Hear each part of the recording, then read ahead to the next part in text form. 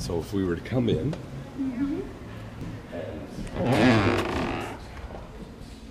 we would go to the box office and pick our tickets up, and then we would head this way. I mean, lots of people do hang out in the lobby before a show, but when they're ready to come in, they would come down here. Usually there's a volunteer that's about right here, taking people's tickets and then directing them to wherever they need to go into the theater, and then they head on in.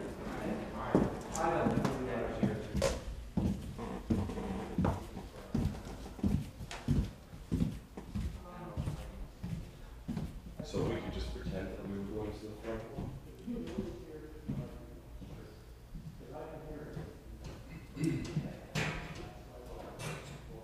So, Dave, Yeah. I'll ask a couple of other questions to Marc while sitting in the theater. Yeah, Yeah.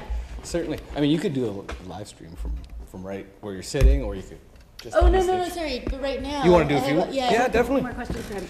Let me see. We don't have a lot of light in here. We could go, it's not necessarily have to be in here. It's okay. If I just get a little closer, we'll get enough. We'll get enough. And okay, go for it. We'll see. So what do you see as the main advantages and disadvantages of this building? I think the main advantage is certainly in this space, which is our main stage space. It's an old church, so it's been built in a sense for performance, in that the pulpit is traditionally is where the stage is where the pulpit was. It has a beautiful kind of, in this particular space, the audience sort of surrounds the stage, and you're very, very close to the actors. So we seat 280 people, and no person is more than about 3.5 meters from the stage, from the actual actors. So it's a very, very intimate theater experience. And the other thing that is really great about this space is it's not, it's quite a dynamic space in terms of the sound. So it really, really works well with music. So clearly a low-hanging fruit is dinner theater packages, considering there's a theater named Stage right nearby, and then many, many of your patrons go to the Fernwood Inn before the show. Can you comment on that? Well, they do. They go to Stage or they go to the Fernwood Inn. And I would just sort of add that I would be very disappointed if the best that the MBA students could come up with is that we start in doing more dinner theater packages. You have to really look at the work that we do. You know, we're not doing a kind of like a British sex farce. You know, we do some serious plays at sometimes. We do the occasional farce, but the programming runs the gamut, and you're not always going to be able to pull things like that off. Can you talk a bit more about sort of those ideas that you would be a bit disappointed if those were what ends up being come up with? Either things that you know from the past don't work, or things that people have suggested all the time and that don't excite you. Well, the dinner theater is definitely one of those ones that it's you know, we've tried a lot of things. You know, we've certainly read a lot of books, and we've tried a lot of different things to engage people and to bring them here. And you really, really have to look at, you're engaging people on a very, very different level. This is an experience that they're coming to have. So, you know, dinner theater, we've tried. It's an awful lot of work to organize, and the returns are minimal at best. But I think that when people come to the theater, it's a very, very personal experience. And that is one of those fundamental issues that people marketing particular theater have to kind of come to terms with. If you, now, and I know video stores are going the way of the dodo bird, but, you know, say if you go and see a movie one week and you don't like the movie, the next week you'll go back and see a different movie. Okay, it's the same, the movie's changed. Now, if we're doing a piece of theater and somebody comes and sees it and they don't like it, it may be 2 or 3 years before we see them again.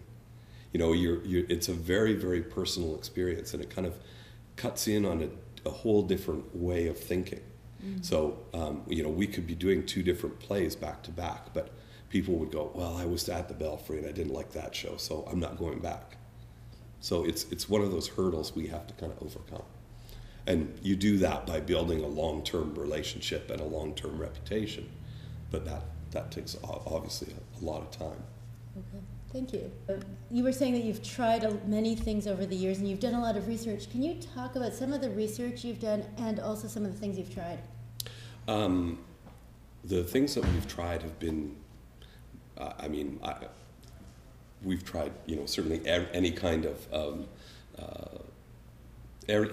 of advertising you can imagine. Certainly with social media being much bigger now and growing all the time, we're always kind of experimenting with that, seeing what kind of catches fire and what doesn't. One of the things I think is important to get across to the students is in terms of, many people have done research about arts audiences, not just the Belfries, but arts audiences in general. And they are universally and globally a particular kind of person. And there's kind of two things that really, really jump out at you. Is the kinds of things that influence your attendance certainly at live theater. One is the kind of experience you had as a child. So if your parents took you to live theater or you were exposed to live theater in schools, that sort of thing. So that you kind of have a little bit of an idea about what happens in that milieu. And then the second thing is nowadays, as you get older, what is your peer group doing? So if you're amongst a bunch of friends who went to theater as kids and now they go to theater as adults, you're much more likely. I think it's like 50% more likely to go to theater than if your friends don't, if your peers don't. So I think those are kind of some, it kind of goes back to what we were talking about earlier with word of mouth. Your friends go, they tell you, you become more interested in taking a play in. We are in the lobby. Could you describe what would this be like? Obviously, we're not going to come in during a show and disrupt things, but what would this be like right before a show? Right before a show, well, it would be very, very busy. It'd be packed from one end to the other. And on that giant blank wall that people see at the end is what we call our video wall, and that's where we broadcast the cast of the shows and all sorts of information about other things that are happening here at the theater, sort of over the course of any particular production. But it is literally wall-to-wall people. But depending on how busy a show is, we can get 350 people in here. That's what we're licensed for. If we had that many, you could literally walk on their shoulders from one end of the lobby to the other. And is it ever busy or occupied when in non-production time? We do a lot of, we'll do special events where it's used. We will do business mixers, those sorts of things. And it is rented out with as much regularity as we can rent it out. One of the things we have to be cognizant of is when we're doing rehearsal, we're doing, say upwards of 11, 12 plays a year. So a lot of times we'll be at night in the theater will be one production, and in the rehearsal hall there will be another production that's in rehearsal. So things are happening all the time. It is really quite a busy building. I think sometimes the lobby doesn't reflect that because people are off in the shops or off in their offices. So the main reason for people who aren't involved to walk in would be to buy tickets at the box to office? visit the box office or to come in and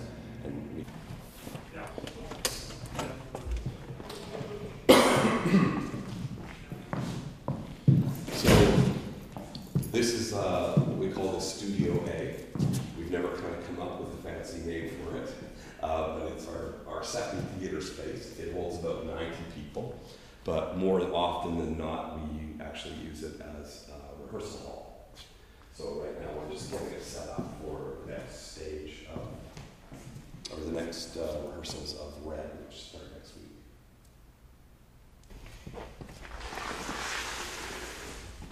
So this is an extension of that gymnasium / theater space that we were just in, and this is our paint shop. The world of theater is always very dirty backstage. And this is obviously no exception to that. Stagecraft. So this is obviously our carpentry shop. We also, you can kind of see there's little remnants. The way the world is going now, we send a lot of shows out to tour to other parts of the country. They need to be, the sets that we build here in this space need to be really, really strong. So we're finding that we're welding more and more sets, which is quite unusual for a theater company of our size. But it has benefits for the shows that we do here. We produce them, rehearse them, create them, build them, everything, run them here for up to, say, 6 weeks, and then we'll put them in a truck off of this loading dock here and send them to all sorts of other cities across the country. So is that profitable for you? It really depends on on how the deal is structured. A lot of times what we'll be doing is co-productions. So we'll be teaming up with a much bigger partner theater, say in Toronto or Winnipeg. And what will happen is the co-production contract is kind of outlined as, or paid for by the size of the theater. So if we're working with a 400 or 500 seat theater and we're just 280 seats, they will pay that, whatever that percentage is more, that's what they will put into the pot in terms of the pre-production expenses for a show.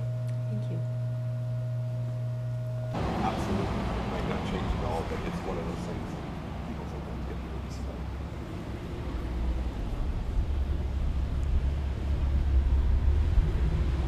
And maybe also